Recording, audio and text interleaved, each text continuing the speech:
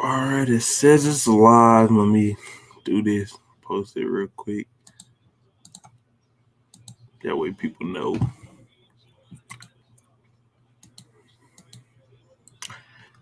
Just finished the Shaq video. Let me get that out too.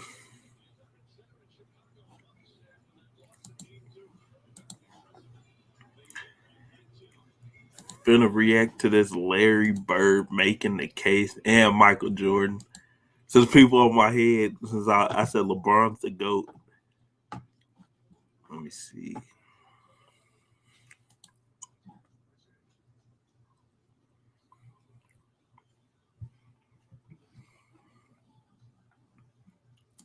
I got a comment.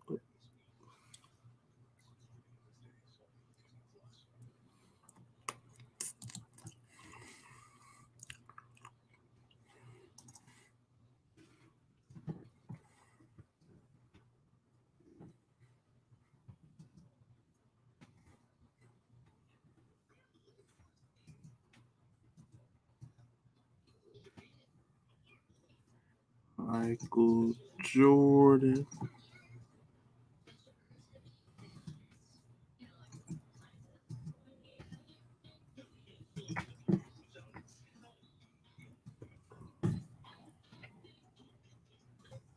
Here we go. All right, we finna get into it.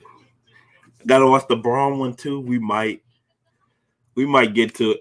We might do that one today, or maybe the next live stream. Cause y'all know, look at the shirt, man. Look at the shirt. To me, Braun's the GOAT, but people don't agree with me. People keep saying Larry Bird, Michael Jordan. I understand Michael. Larry, I'm not. Larry's the one that I'm like iffy on. We finna get into it, man.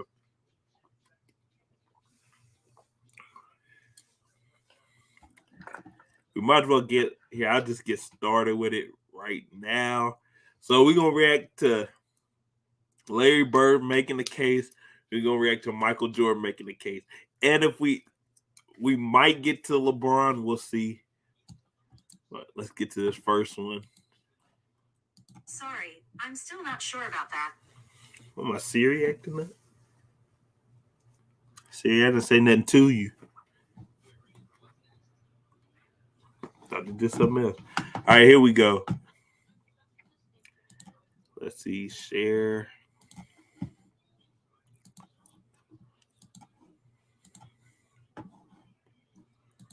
And then, yeah, we'll do it like this. So here we go. Larry Bird making the case, man. Let's see what they say. Oh, y'all let me know if y'all can hear this too. Cause I got headphones so I can hear it, but I don't know if y'all can hear it. So let me know. Yeah. Basketball is special. The size of the court and the lack of pads or helmets give fans the most intimate experience of a team sport that exists. And because of the different styles that basketball allows for, players develop their own distinct identities and signature styles through their creativity, flair, and athleticism. And although no player succeeds alone, the scoring volume and two-way nature of the sport give individual stars a nearly unprecedented amount of control over the flow and outcome of a game. For this reason, players are constantly compared to their peers and to the legends of the past in order to answer the most hotly contested question in the sport: who's the greatest to ever do it? For many, the question is redundant. They believe in only one right answer, their answer. Others might have their own personal stance, but acknowledge one or two alternatives. But I believe that there's much more nuance to the question of greatness and more answers to it than you might think. By my count, there are 8 players in NBA history that have a substantial claim as the GOAT. It's a subjective thing, though. I can't give you a definitive answer. All I can do is make the argument. I'm ready. Let's see Larry Bird. So today, I'll be making the case for Larry Bird as the greatest basketball player of all time. I like the music.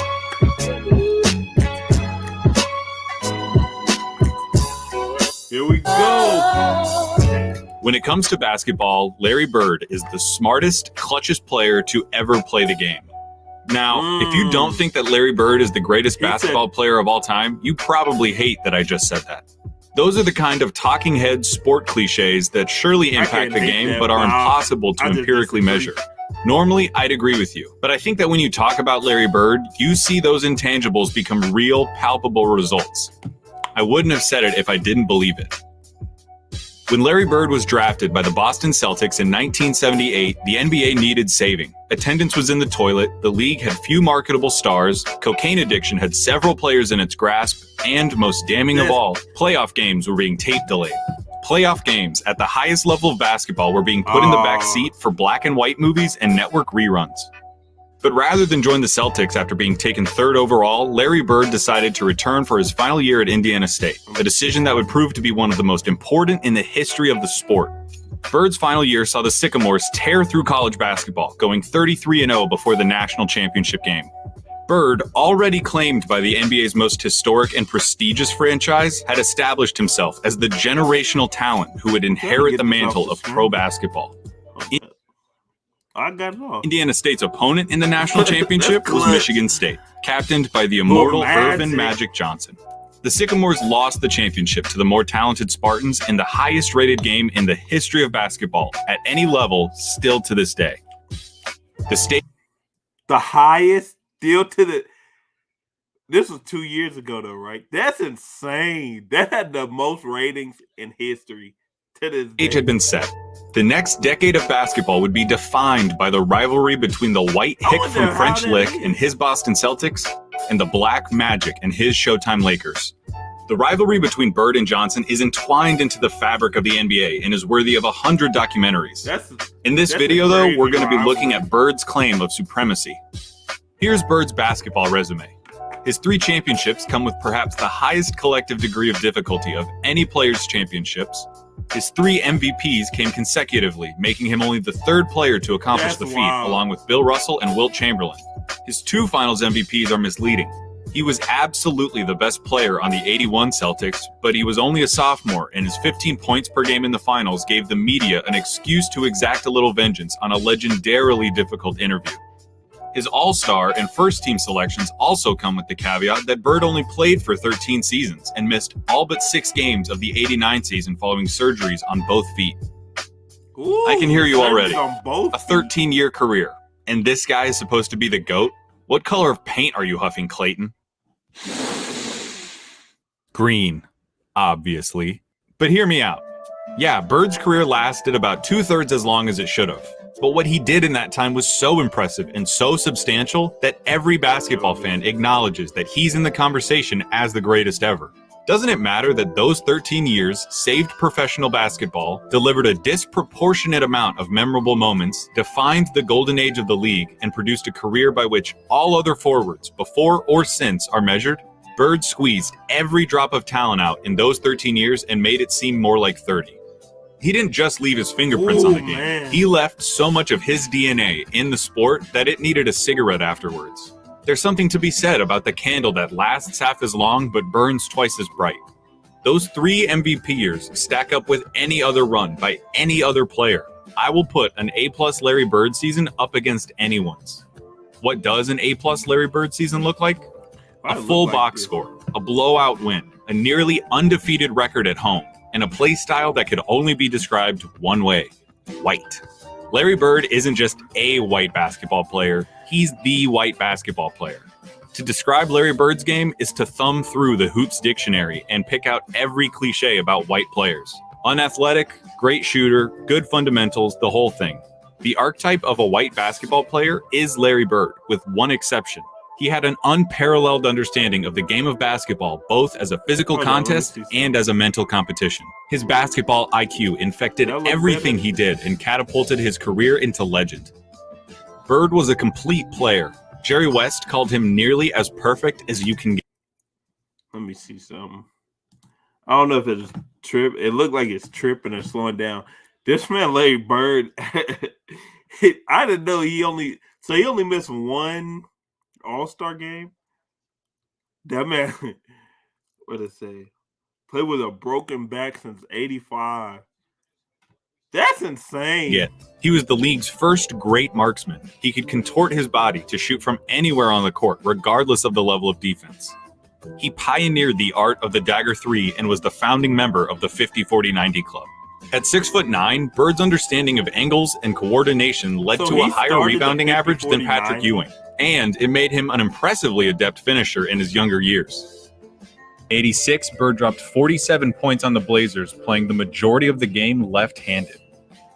His lack of quick lateral movement meant that Bird didn't do much when it came to slapping the floor and picking up the opposing point guard, but his size and omniscience gave him the ability to body similarly sized players, read defenses like a free safety, and pick off passing lanes with ease.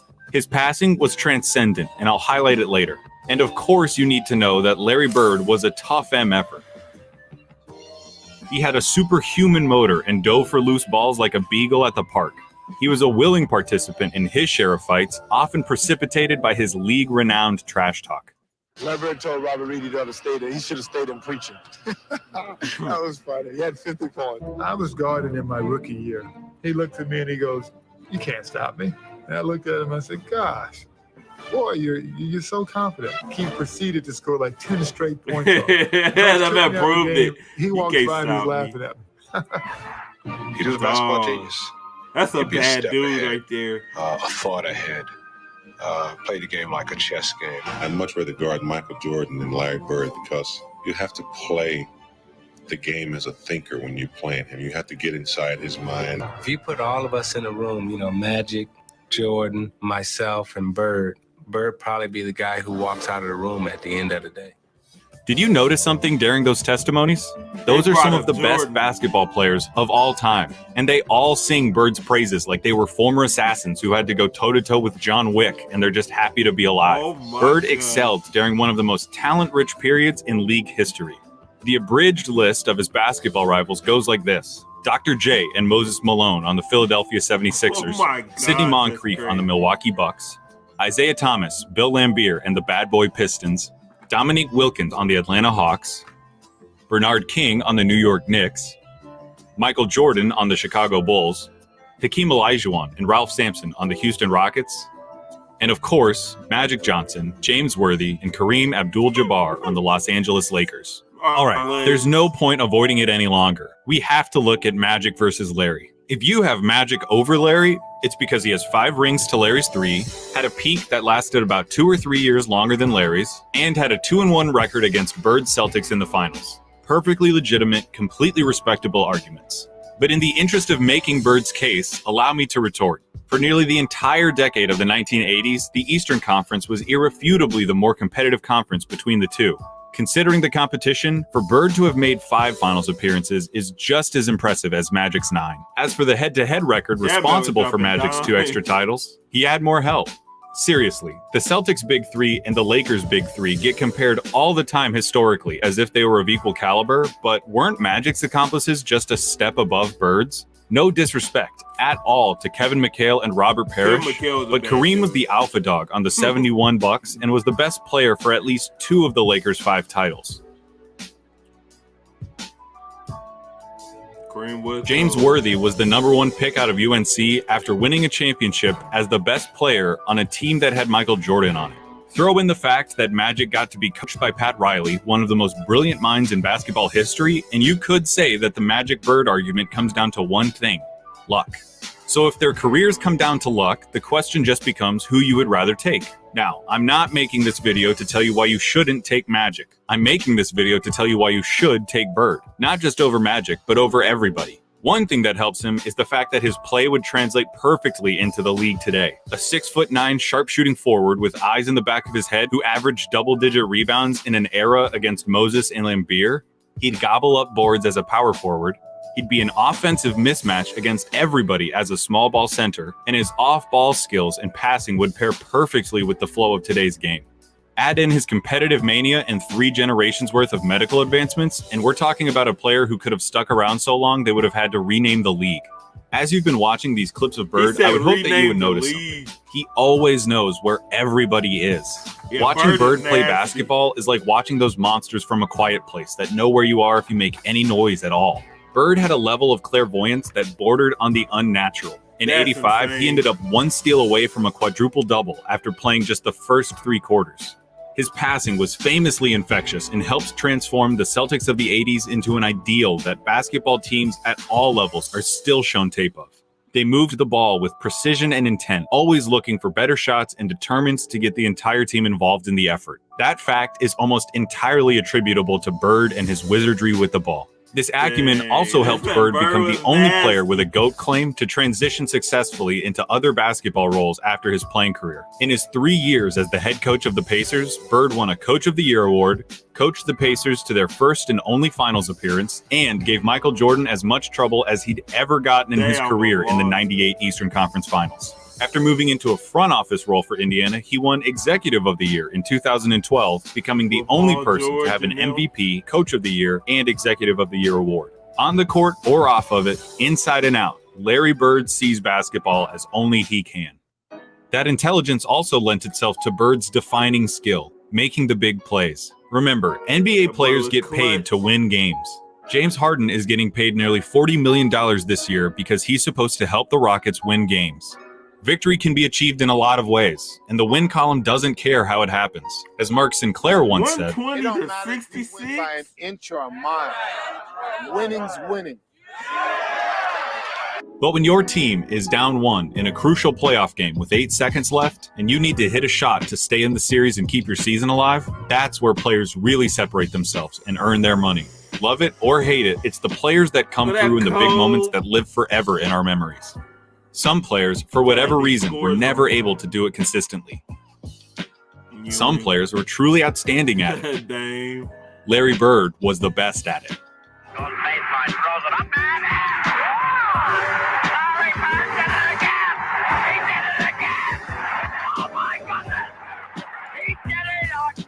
I'm not going to give you the stats about his field goal shooting under 2 minutes with a score that's this close, or tell you who has the most buzzer beaters, or any of that. Take that for data. I'm just going to I'll show put you some of- clutch I'll put moments some of these and clutch comments up situations. 1985 against the Blazers. Bird drops 48 points, including this. Down 1 with 2 seconds left. Inbound pass, the double team in Bird. Larry, fake, fall away. Hits it! All right! 1985 against the Hawks. Bird sets the Celtics scoring record with 60 points with shots like these. They open the right side. Bird the fall away. This was the craziest. That's the best 'Cause shooting the other 1986 against the Rockets.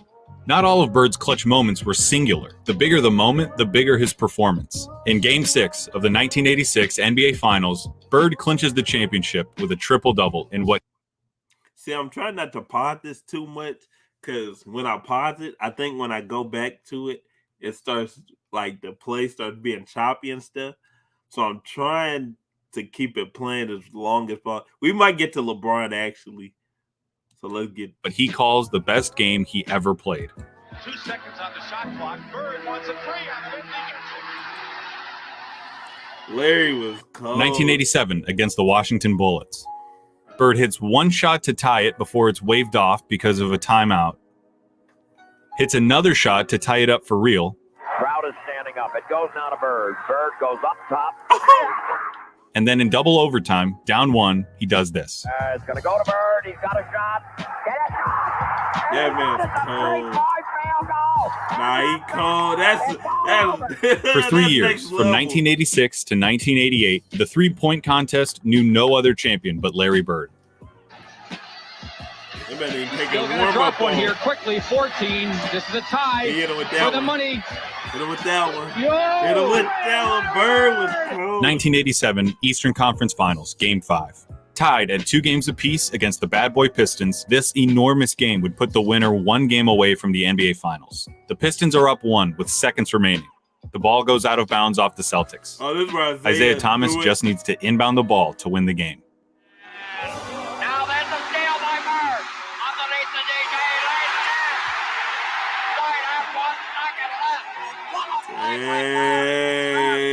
Hey, that would have been hot. There are I would've truly been too mad. many big games and big moments for me to go through without this ending up as a documentary.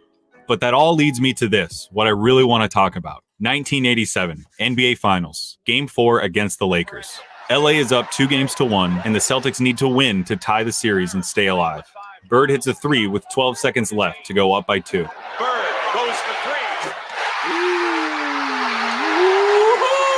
Clutch. Green comes down and gets fouled with 8 seconds left. He makes the first, but misses the second. LA ends up with the ball with 7 seconds left, down 1 point. In the low post, being guarded This by ain't the Dennis Magic Johnson. shot, is Byron it? Scott is in the ball game now.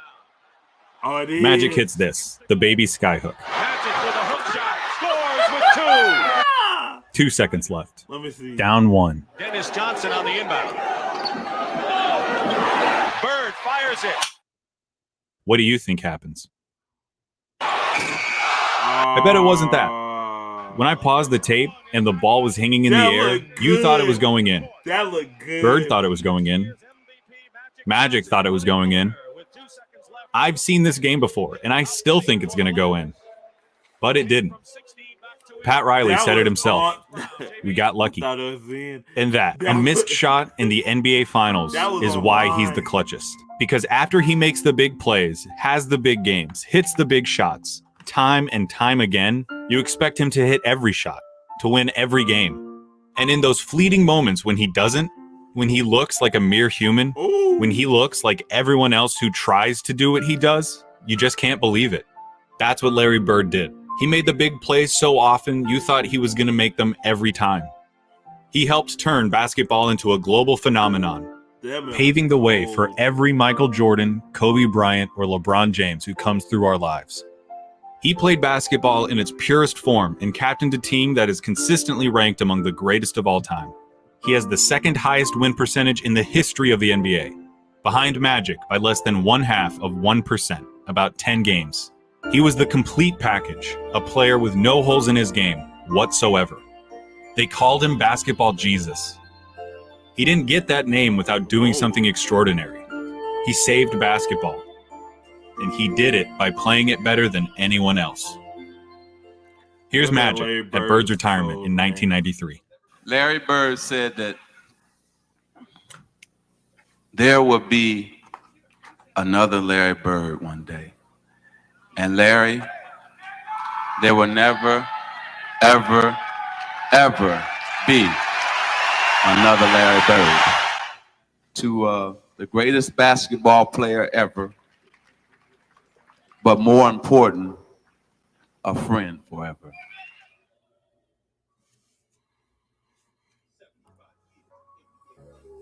Hey everybody, thank you so much for watching. This was a really fun video to Larry make, and I'm was going to continue to cold, make man. more of them, so please feel free to subscribe. And while you're at it, go ahead and check out my website, ballsandsuch.com, where I post things about, like, if the solar... I don't know what you're talking about right now. Man, yeah, Larry was cold. Larry was cold, man. I can't. You got to give it to him. Man, Larry was nasty. Like some of the stuff, like I didn't realize how cold Larry was until like you look at it until you watch. Like you hear the stories and you actually watch like the highlights and some of the stuff like that. He was doing some stuff that was insane. I'm talking to like you'd be like, there's no way somebody doing that. And Larry was doing it. We're gonna start this up though. So next, we going to Michael Jordan, man. We're gonna react to Michael Jordan. Everybody think Jordan the GOAT. Hold up, I gotta post this again, man. Copy link.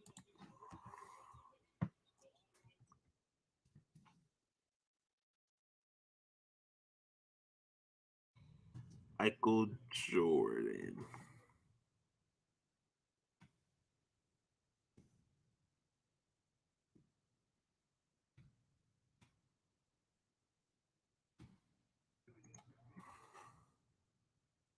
I'll put LeBron too, because we'll probably react to LeBron as well.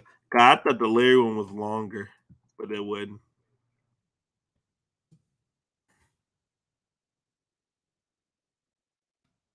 Yeah, Larry was cold. Larry was different.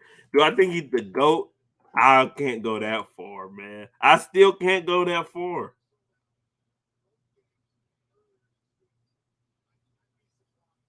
Wait, what? Hold on. I got it. I got it. I know what he's saying. I know what he's trying to say. All right, man. Michael Jordan is up next. So let's get to it, man.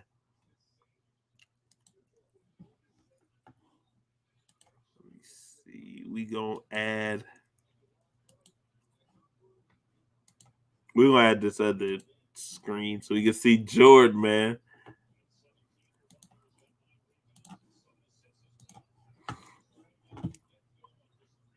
Like Jordan, like that's the only player I'm like, if you think it's better than LeBron, I understand 100%. Basketball is special. The size of the court and the lack of pads or helmets give fans the most intimate experience of a team sport that exists. And because of the different styles that basketball allows for, players develop their own distinct identities and signature styles through their creativity, flair, and athleticism. Ooh. And although no player succeeds alone, the scoring volume and two-way nature of the sport give individual stars a nearly unprecedented amount of control over the flow and outcome of a game. For this reason, players are constantly compared to their peers and to the legends of the past in order to answer the most hotly contested question in the sport: who's the greatest to ever do it? For many, the question is redundant. They believe in only one right answer, their answer. Others might have their own personal stance, but acknowledge one or two alternatives. But I believe that there's much more nuance to the question of greatness and more answers to it than you might think. By my count, there are 8 players in NBA history that have a substantial claim as the GOAT. It's a subjective thing, though. I can't give you a definitive answer. Players? All I can do is make the argument. Does he only have 8 so today, I'll be making the case for Michael Jordan as the greatest basketball player of all time. Jordan Queen. I can't even lie. Jordan Queen.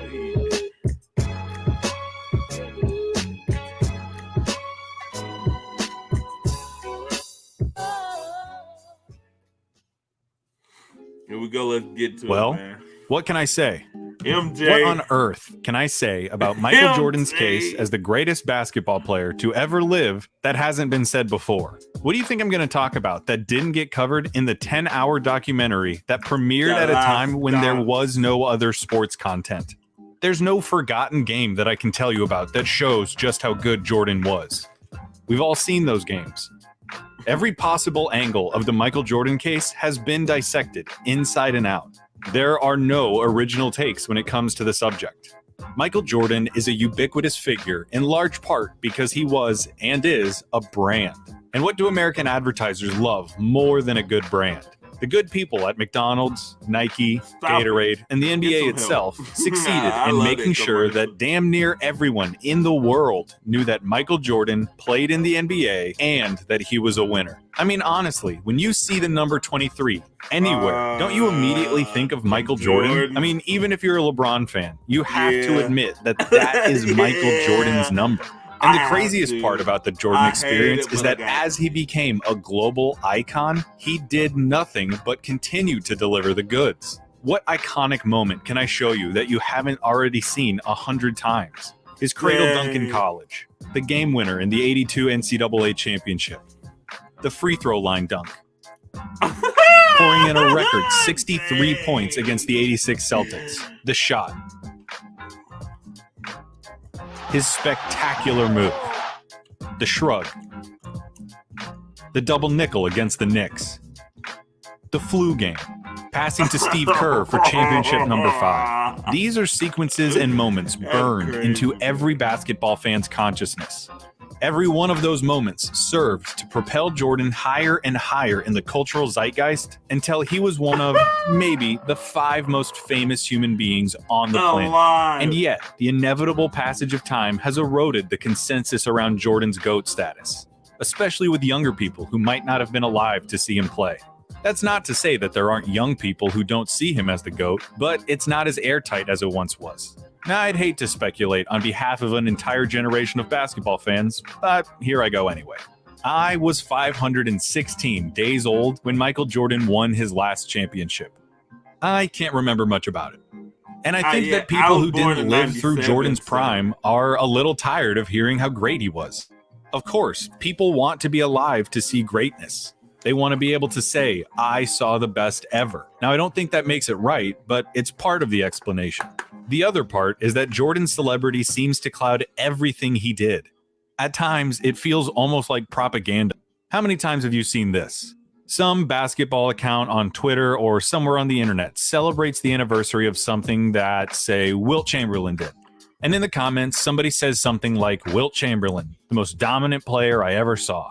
And then someone comes back unfailingly and says, in all caps, did you never see Michael Jordan play? It's not just that you have to acknowledge Jordan as the GOAT. It's that you cannot talk about the merits of anyone else's case. The internet would have you believe that Michael Jordan won every game he played and made every shot he took. And that kind of talk breeds resentment from people who want to appreciate other players' accomplishments. Because he wasn't perfect. He didn't win every game. Look, I gotta pod this. So look, man. I don't know if this will make sense to y'all, but look. Tell me if this makes sense to y'all. I think that Michael Jordan, his game is more appealing to watch. So the different things that Jordan does, I know LeBron doesn't do. But that being said, as far as the greatest of all time, just basketball, the greatest basketball player of all time, I think LeBron is the GOAT, man.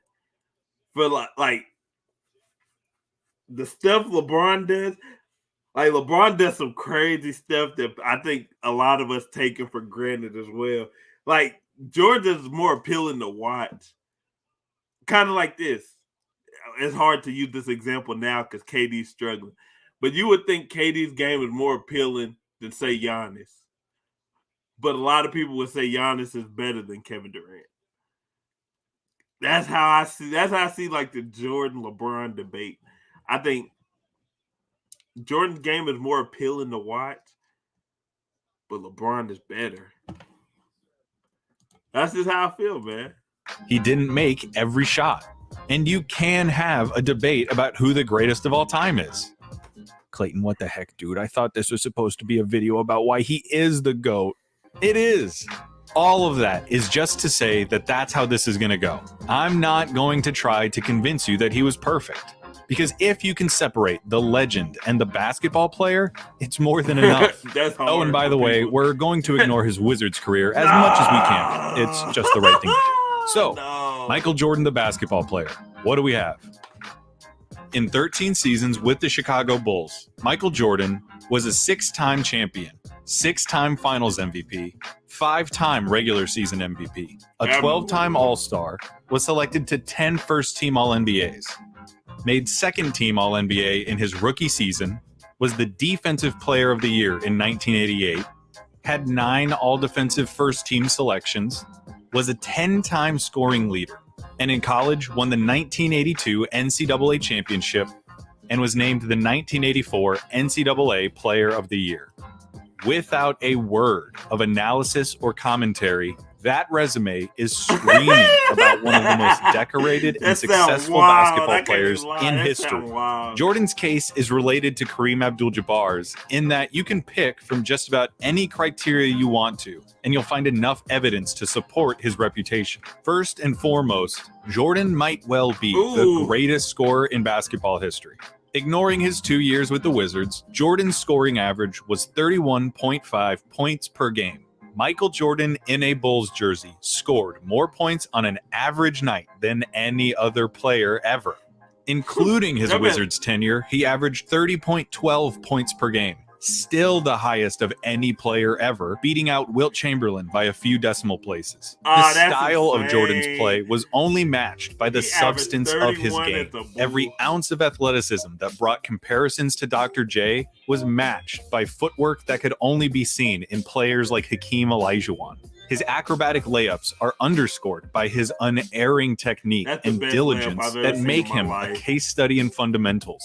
At his peak, he tortured guards in the post, eluded big men with his electric first step, developed into the best mid-range scorer of all time, and ran Phil Jackson's triangle for all it was worth. He had nearly every offensive facet of the game in his toolbox, and he pulled out that toolbox every night. He has the highest usage rate of all time, scoring in volume on a nightly basis. But he also pushes advanced metrics and efficiency stats to their breaking points. He has the highest player efficiency ranking ever, the highest offensive box plus minus ever, the 5th most win shares, the most win shares per 48 minutes, an outstanding true shooting percentage, and so on. It is unfathomable to me that Jordan combined such unprecedented volume with such pristine efficiency.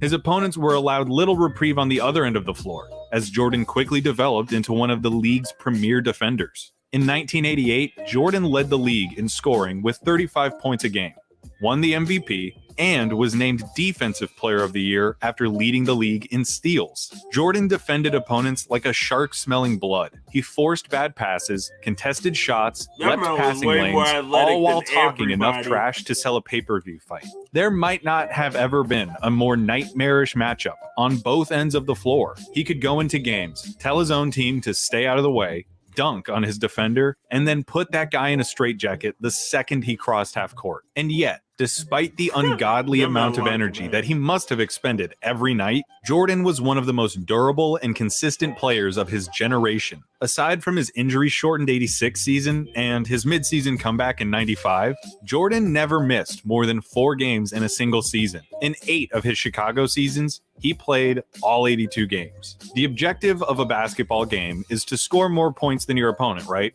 So you'd love a player who can score a buttload of points. You'd also love a player who keeps the other team from scoring points. When you put those two things together, the best scorer ever and one of the most tenacious defenders in history, you get Michael Jordan, whose peak reaches into uncharted airspace. Michael Jordan, at his best, was better than everyone. Plain and simple. He would score, defend, and play in such a way that made winning second nature. No one else has ever tasted the air at the top of peak Jordan. Once he got to the top of that mountain, he was looking down at everyone else. But what about before then? I hear the skeptics among you ask. And that's a fair point. He wasn't always that guy. Then? Before the Bulls broke through in 91, Jordan suffered defeat in the playoffs to the Milwaukee Bucks, the Boston Celtics, and most memorably, the Detroit Pistons. And I've seen this misconception that those losses all took place while Jordan was still basically on his own without Phil Jackson and Scottie Pippen. And that's obviously not correct. All 4 of the Piston losses took place while Scottie was on the team. And in 1990, Phil Jackson was the coach, and the Bulls won 55 games, just 4 fewer than the Pistons. They lost? You can blame it on whatever. Injuries, the Pistons' patented Jordan rules, and even Jordan himself. It's a fair point of criticism to point out that Michael Jordan's Bulls lost in the playoffs early in his career. However, you can't stop the conversation there. Yeah, the Bulls got swept by the 86 Celtics, but come on. That team is pretty universally regarded as Bird's best team and one of the best teams of all time after they went on to win the title. The fact that Jordan hung 63 on them, a record that still stands, is outstanding. The 87 Celtics also made the finals. So did the 88 Pistons, and the 89 Pistons, and the 1990 Pistons. Of Jordan's 6 pre-title playoff losses, 5 of them made the NBA Finals, and 3 of them ended up winning the whole thing. They're losses nonetheless. But it wasn't like he was being beat by the Washington Generals. He was losing and sharpening his teeth against the best, for whatever it's worth. And it's worth something. Speaking of Phil and Scottie, another point of contention with Jordan's claim to the throne is the fact that he played for the most decorated coach in basketball and with the best sidekick in sports, along with a team that did their jobs to a T and bought into the team. As for Scottie, there are some people out there who would have you believe that Scottie Pippen was nothing more than a glorified role player. They'll say he didn't have the game to carry a team to a title, and he didn't have the aptitude to spend too much time in the spotlight. They'd have you believe that Scottie Pippen was nothing without Michael Jordan. And that's ridiculous. You can disagree with me, but for my money, Scottie Pippen is the best perimeter defender imaginable. He combined size with uncanny court vision a la Bird and LeBron, knew exactly when to pick his spots and when to defer, and brought a component of selflessness and fraternity to the Bulls that might not have existed otherwise. He was approachable and likable, the counterbalance to Jordan's unyielding intensity. Most importantly, Scottie accepted and flourished in his role. The amount of credit that he deserves and does not get is unfortunate. Same with other players like Horace Grant and Tony Kukoc. Michael Tony Jordan Kukoc didn't win those was championships nice, too. alone, and those guys all deserve more recognition. Oh, When it man, comes I'm to Phil trying to pay Jackson, attention to it's been this. fascinating to revisit Jordan's approach to the game and see how it changed under Jackson. Guys like Mike, Kobe, and Wilt all approached basketball. But I'm trying to focus on this. But this Heat Hawks game is going on right now. And it's a minute 30 and it's tied. We're gonna keep going, man. I ain't gonna do y'all like that, man. It's hard. I'm trying to pay attention to both low key. In a similar way, in that they felt that the best chance their team had to win was for them to have the ball in their hands as much as possible. These days, we'd call what they did iso ball or hero ball. Isolate against the defender, tell everyone to get out of the way, and beat your man one-on-one. Watching Mike's early years, it sticks out painfully at times. Shooting over triple teams, refusing to give the ball up, even if a teammate had an open look. Kobe patterned his game after Jordan, and you can see the same tendencies. Wilt was, of course, a prolific scorer and record setter in his own right, and did so in a manner that gained him the reputation of being selfish. But with Jackson's philosophical influences, the triangle offense, and a stellar supporting cast, Jordan learned to dial those tendencies back and perfect his game, resulting in one of the most dominant stretches any athlete has ever had in their sport. Of course, he still had the stuff to go and win his one-on-one battles, but he walked the line as well as anyone ever has. Kobe did the same thing. He won 3 championships with Shaq at the beginning of the decade of the aughts and finished the decade with back-to-back championships. Now, who was Kobe's coach during those championship years? Who was it that helped him tailor his game to a more team-friendly approach so as to unlock the group's championship potential? Oh yeah, it was Phil Jackson. Phil Jackson should and does get praise for managing some of the most eclectic locker rooms in basketball, satiating some of the most headstrong egos in the world, and providing an environment where the most talked about team with the most popular athlete could do their jobs. The Bulls' success might not have been what it was without Scottie Pippen. It might not have happened without Phil Jackson and Horace Grant and Tony Kukoc and Steve Kerr and Bill Cartwright and all of those guys. Everyone looks Basketball so regular is the outside team game of after all. them three. But it's our fault that they might not get talked about as much as they should. We are the people who talk about these kinds of things and create the dialogue that takes place about them. That doesn't somehow discredit what Jordan did for those teams or nullify what he contributed. Yeah, Scottie was a perfect sidekick. Yes, Phil Jackson was a masterful coach. Those things can still be true, and Michael Jordan can still be the greatest of all time. Scottie accepted his role on the team. He accepted that he was going to be the second guy. Jordan still had to go out there and do his job as the guy. He still had to set the tone of every practice and every game. He had to put the ball in the hole, share responsibilities guarding the other team's best player, take over when games started slipping out of hand, and at the end of the game, take the last shot. It doesn't work unless Mike does what everyone expects him to, which is to be the best player in the world. As for Phil, yes, it is true that he tempered Michael's worst impulses. He helped sand off the rough edges and align the team. But Mike still had to accept that coaching. He had to adapt his game and do the work. Plus, isn't it a coach's job to coach? Why is it a knock on Jordan that his coach was good at his job? Michael Jordan doesn't deserve all of the credit for their success, but he does deserve the lion's share of credit because he shouldered the lion's share of responsibility of such an incredible team. How incredible of a team were they? Well, the 1996 Chicago Bulls finished the regular season 72-10. That's more wins than anyone had ever won, and a record that most people thought would never be broken. And not only were they such a prolific regular season team, but they capped off that season with a championship to deliver the most successful season that any NBA team has ever had. Which brings us to another common Jordan barb. The fact that the NBA was, at the time, looking to capitalize on its enormous popularity and expand into more media markets.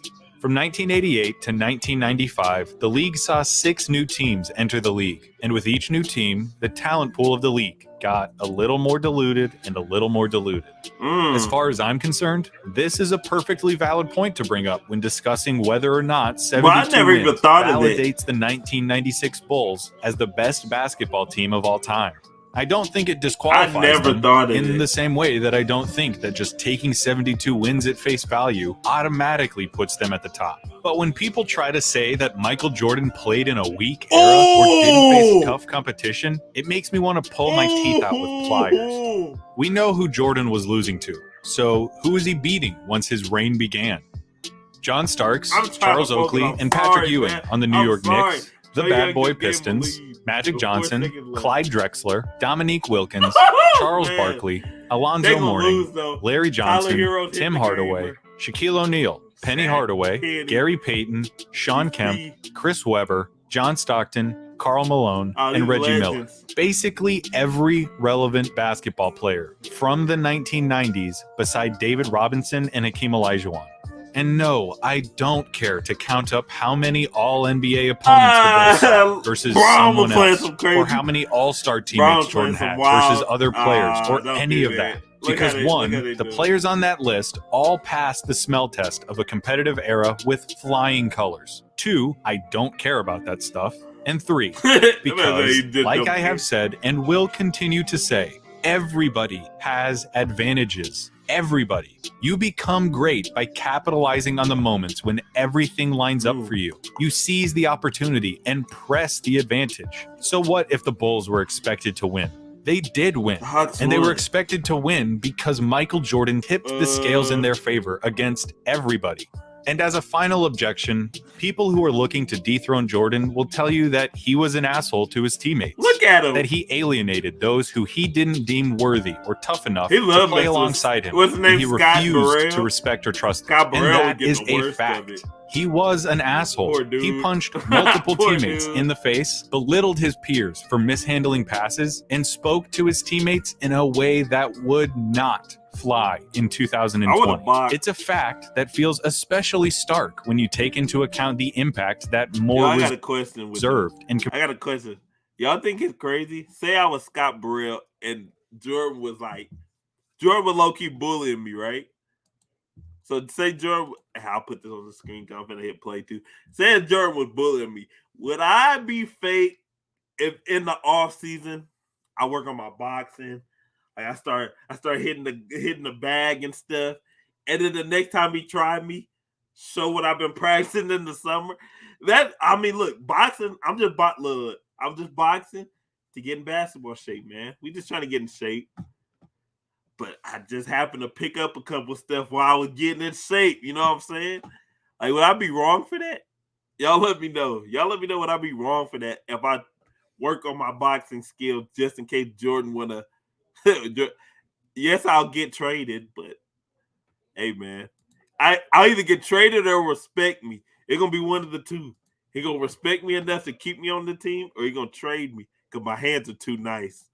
Compassionate leaders like Tim Duncan and Bill Russell had on their teams. It is possible to win in the NBA without being a jerk, but it's also possible to win while being a jerk. And remember, Jordan wasn't lashing out for no reason. He wasn't walking into the gym just looking for an ego boost and to demean someone while he took the day off. He wanted his teammates to work as hard as he did. He had to make them understand that the Bulls could not be playing games because they wanted to win. They had to play as if they needed to win. Because psychologically, Jordan did. Take Tim Duncan and compare him to Michael Jordan. You never hear about Tim Duncan really tearing into some dude in front of the whole team at practice. You never hear about Mike not taking the opportunity to chew out a teammate that could have done something better. I feel like they are polar opposites when it comes to how they led, but they were both leaders, and both of their styles worked. In the same way that not everybody could play for the Spurs, not everybody could play for the Bulls. If you couldn't handle the team first, no one is above the group approach that the Spurs culture built, you weren't playing with Tim Duncan. And if you couldn't handle getting called out, being pushed past your stress point, and playing without fear, you were not playing with Michael Jordan. They both shared a common vision of basketball perfection. They set a high standard and expected everyone around them to work as hard as they did at achieving that standard. I feel If like you Tim didn't, Duncan you were was out. super So yeah, intense, Michael too. wasn't You nice. just did- Not it just everyone didn't could pop get along out with at it. you. If he had spent his years in the league making a villain out of himself and making enemies out of everyone else, toiling away in the postseason without ever breaking through, that would be one thing. But what he did worked. It produced results. And speaking of results, gotta give it to the him. guy won He did 6 effing rings. And he won all of them as the best player. I know that the It's people who true. want to discredit Jordan have already found a million ways to get around 6 rings, but I don't buy any of them. It is literally the best claim that any player has to the throne. He won more championships as the best player on the team than anyone but Bill Russell. But Jordan did it with more teams and more variables that could have set the team back. He checks all of Like the Dennis boxes. Rodman. He had more success Dennis than Wilt, Rodman helped had him, more but he coulda hurt him, statistical too. prestige than Russell, had a higher peak than Bird or Magic, and leveraged that peak for more titles as the guy than Kareem. He was the ultimate closer. He lived for the moments that decide games. As an individual talent, he is an Bulls A+, getting as destroyed. special as you can get, as well-rounded as anyone ever. As a team athlete, his place in the game is immortalized. Listen, it's impossible to Yeah, watch Michael Jordan, Jordan nice. Jordan, and that not dude. romanticize him. No object in the world looks more natural than a basketball in Michael Jordan's hand. It's like the ball was designed for him, or like he was made for the ball, or both. You can't appreciate Michael Jordan without hyperbole and superlatives. He is the avatar of sport. He is competition incarnate. His defining trait remains his insatiable need to win. He wanted to win at everything. When he came into the league, there were questions about his shooting and his defense. So he became a didn't care about defensive it. player of the year and a mid-range marksman. He heard he couldn't win for years, so he took it all out He on took his it and won it competition all. and led his teams to I 2 love it. separate three-peats. He ironed out all of his flaws because he would accept no result but victory. So don't even start to tell me that he wouldn't have developed a three-point shot today. And more than anything, sport is an art form, isn't it? It's expression, it's theater, and it's storytelling. Part of sports is the can't excitement, guard the me. show. And Michael Jordan was the most dynamic show in the world during the end of the century. Part of it, too, is because the Jordan show wasn't terribly complicated. There wasn't a lot of baggage attached to the Michael Jordan experience. The things that Pull he up on did him. made people Pull up believe, on the boy. if only for a few moments, in superheroes. Dog, When why spectators did he looked even at him, jump it, hoping to man? find something to connect with, they found the indomitability of human will. The old sports cliche fully Man, for the realized fight, Dot. that the game is won by the team who wants it more. Dog, And look we how you all like looking to at think of Dot. ourselves like Dog, Dot. that we are Dog, wired like Dot. Jordan. But let's And face Doc it, Rivers. we're not all like that. That's what made him special. There's only one Michael Jordan. As for the story, how's this? There's a guy who is knocking on the door of the Pantheon. He has been for a while now. He captures the imagination of everyone who has ever seen him play. He might well be the most talented player to ever lace up a pair of shoes, but he just can't seem to break through. He loses in the playoffs against the same team over and over and over. Every year, he gets a little bit closer and a little bit closer until finally he breaks through. His talent is justified with 1, 2, 3 championships, all in a row. It hadn't been done in 30 years. Now there's talk about how this guy might not just be the best talent, he might be the best ever. And as he's climbed the mountain, he has become the most famous athlete in the world. And then he retires, only to come back That's a year and a half live to later. see In that. his first full year You back walk from in and you retirement, see a they win the billboard of title. you in He is back. Barcelona. And then they do it again. By That's now, sick. he is practically lapping every other player historically. That's sick. Every image of Michael Jordan in recent memory is of his team holding the trophy. By 1998, That's he had sick. won I gotta 5 give it to him. championships That's in sick. 7 years. 3 that's in a row, sick. and then back to back. And now it was the end, the last year of everyone's contracts. The team's blowing it up. This is their last ride, the last dance. They're running on fumes, but they climb all the way back up the mountain to the top. They're back in the finals. The target on their backs His has story never is, been like, bigger. The perfect. pressure has never been heavier. In Game 6, on the road, looking to wrap up an unprecedented second I hate three-peat it. in a game with more people watching than in any other game. it goes down to the wire. The Utah Jazz won't go away. Unfortunately for them, they're playing against Michael Jordan, who saved his best for last. Here is Michael Jordan's final shot as a Chicago Bull. Jordan, open. That's such a storybook ending, too. It's a storybook. That man has a storybook career. I'll give it to him. I gotta give it to him. He has a. I still don't think he's the GOAT. I used to say he was the GOAT, and then to me it changed. It changed to LeBron. Like LeBron does stuff that gets overlooked. Like he has some stuff that gets overlooked for sure, man. Like I'm talking about, he does some crazy stuff. The way he sees the game is insane. He'll see something happen, and then he'll make a little tweak, and it worked.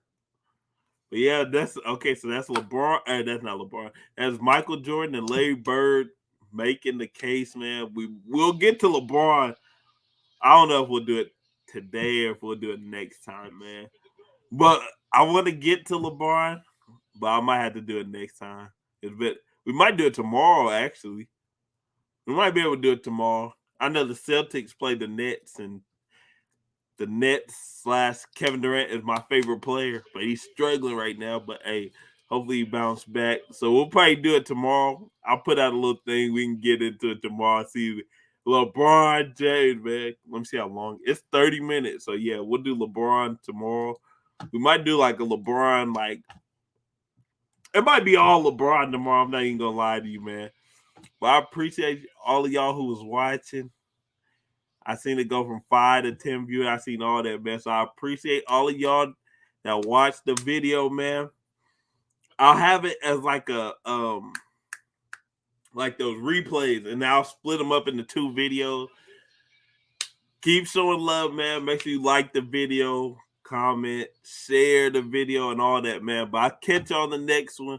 I'll catch y'all tomorrow. We're going to do LeBron and possibly someone else.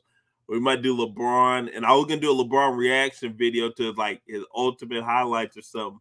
We'll figure it out, though, but we will do LeBron tomorrow, man. So I'll catch y'all on the next one, and I'm out. So I see y'all.